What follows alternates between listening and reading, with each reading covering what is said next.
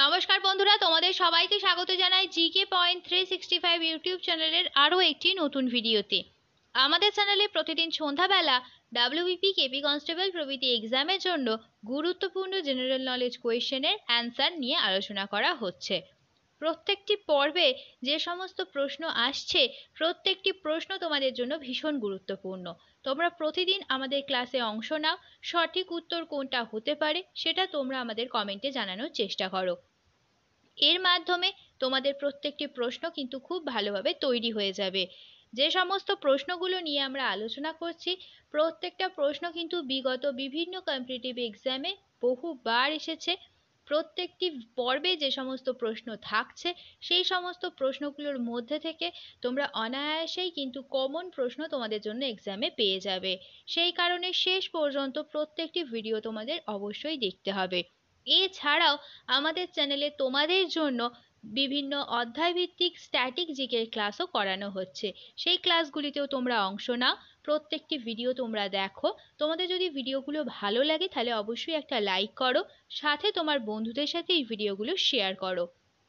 তোমরা যদি আমাদের চ্যানেলে নতুন হয়ে থাকো তাহলে অবশ্যই আমাদের চ্যানেলটিকে সাবস্ক্রাইব করে পাশে থাকা বেল বাটনটা ক্লিক করে অল করে রাখো ফর অল নোটিফিকেশন, যাতে সবার প্রথমে এইরকম গুরুত্বপূর্ণ ভিডিওর নোটিফিকেশন তোমাদের কাছে পৌঁছে যেতে পারে। তাহলে চলো বেশি দেরি না করে আজকের পর্বটা শুরু করা যাক। 1 নম্বর প্রশ্ন, কোন মুঘল সম্রাট জিজিয়া কর পুনঃপ্রচলন করেন? পুনরায় কোন সম্রাট জিজিয়া কর প্রচলন করেছেন? সঠিক উত্তর হয়ে যাবে অপশন ডি, ঔরঙ্গজেব। আর কোন সম্রাট জিজিয়া কর বন্ধ করেছিলেন? তখন হয়ে যাবে অপশন এ, আকবর। এবার আমরা কিছু গুরুত্বপূর্ণ তথ্য দেখে নিই। ভারতীয় ফৌজদারি আইনের জনক হলেন মেকলে।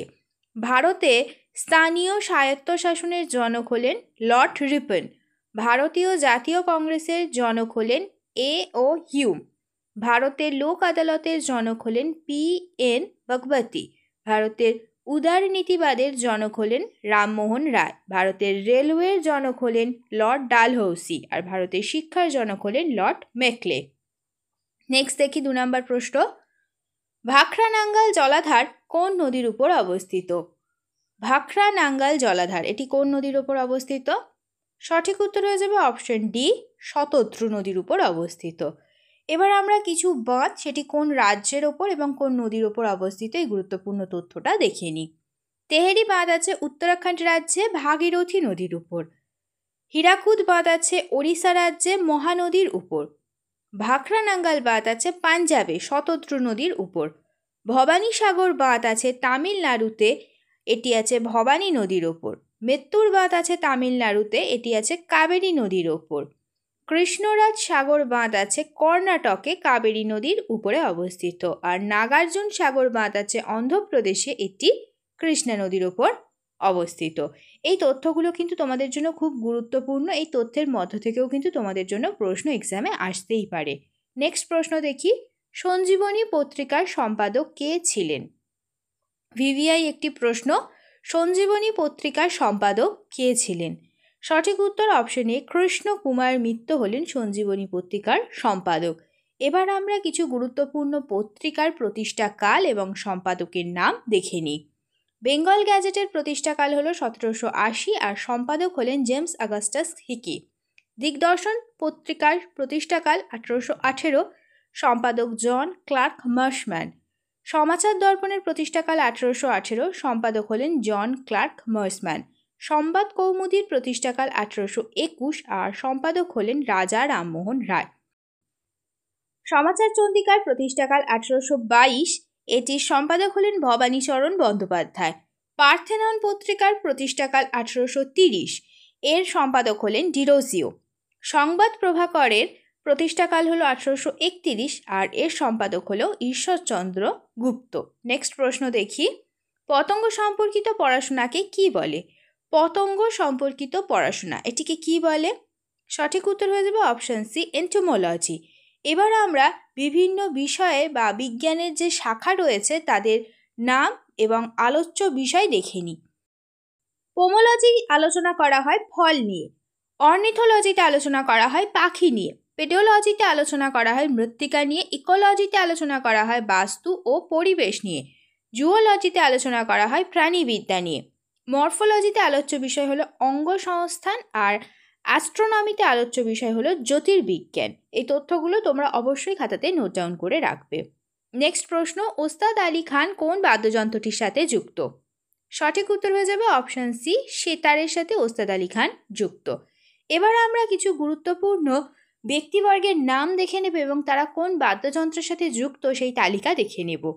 তবলার সাথে যুক্ত হলেন ওস্তাদ আল্লাহ রাখা খান, জাকির হোসেন, কিষাণ মহারাজ।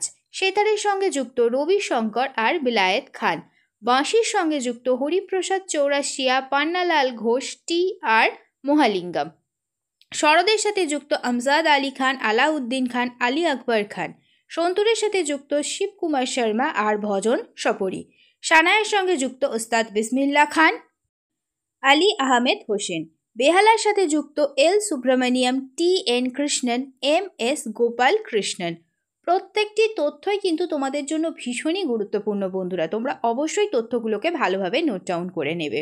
নেক্সট প্রশ্ন দেখি, ভারতবর্ষে ব্যাপক পরিমাণে স্বর্ণমুদ্রার প্রচলন করেন কে? সঠিক উত্তর কী হবে তোমরা কমেন্টে জানাও। তোমাদের যদি আজকের ভিডিওটা ভালো লাগে তাহলে অবশ্যই ভিডিওটিকে একটি লাইক করো, সাথে তোমার বন্ধুদের সাথে এই ভিডিওটা শেয়ার করো, এবং আমাদের চ্যানেলে যদি আজকে নতুন হয়ে থাকো তাহলে অবশ্যই চ্যানেলটিকে একটি সাবস্ক্রাইব করে পাশে থাকা বেল বাটনটা ক্লিক করে রাখবে তোমরা। তাহলে এই প্রশ্নের সঠিক উত্তর কী হবে? এই প্রশ্নের সঠিক উত্তর হয়ে যাবে অপশন ডি, বিম কথফিসিস। তিনি ভারতবর্ষে ব্যাপক পরিমাণে স্বর্ণমুদ্রার প্রচলন করেছিলেন।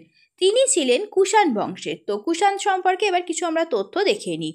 কুষাণরা মূলত পশ্চিম চীন অঞ্চলের অন্তর্গত ছিল। এরা চিস নামেও পরিচিত ছিল। ভারতে প্রথম স্বর্ণমুদ্রা প্রচলন করেছিল এই কুষাণ রাজবংশই। কুষাণ রাজবংশের প্রথম গুরুত্বপূর্ণ শাসক হলেন কুজুলা কথফিসিস এবং তাকে বলা হতো প্রথম কথফিসিস। নেক্সট প্রশ্ন দেখি আমরা, কাংড়া বিছে কিসের মাধ্যমে শ্বাসকার্য চালায়? কাংড়া বিছের শ্বাসযন্ত্রের নাম কি তোমাদের বলতে হবে। এই প্রশ্নের সঠিক উত্তর কি হবে? সঠিক উত্তর হয়ে যাবে অপশন ডি, বুকলাং। এবার আমরা কিছু গুরুত্বপূর্ণ তথ্য দেখে নিই। বিভিন্ন প্রাণীদের শ্বাসযন্ত্রের নাম সম্পর্কিত তথ্যটা এবার আমরা দেখে নিই। ফড়িং বা আরশোলা, এদের শ্বাসযন্ত্র হলো ট্রাকিয়া। শামুক, ঝিনুক, এই দুজনের শ্বাসযন্ত্র হলো ফুলকা ও ম্যান্টাল পর্দা। অ্যামিবা আর প্যারামিসিয়ামের শ্বাসযন্ত্রের নাম সংকোচি গহ্বর। স্পঞ্জ আর হাইড্রার শ্বাসাঙ্গের নাম হলো দেহতল। মাকড়সা কাংড়া বিছের শ্বাসযন্ত্রের নাম হলো বুকলাং। চিংড়ি আর লিমিউলাসের শ্বাসযন্ত্রের নাম হলো বুকগিল। আর সমুদ্র শশা এর শ্বাসযন্ত্রের নাম রেসপিরেটরি ট্রিপ শ্বাসবৃক্ষ। নেক্সট প্রশ্ন দেখি আমরা, চড়ক কার সমসাময়িক ছিলেন? গুরুত্বপূর্ণ একটি প্রশ্ন, তোমরা সঠিক উত্তর বলো। চড়ক কার সমসাময়িক ছিল? নিচের চারটি অপশনের মধ্যে সঠিক উত্তর হয়ে যাবে অপশন ডি, কনিষ্ক। কনিষ্কের সমসাময়িক ছিলেন তিনি। নেক্সট এবার দেখি বিভিন্ন রাজা ও তাদের সভাকবির নাম।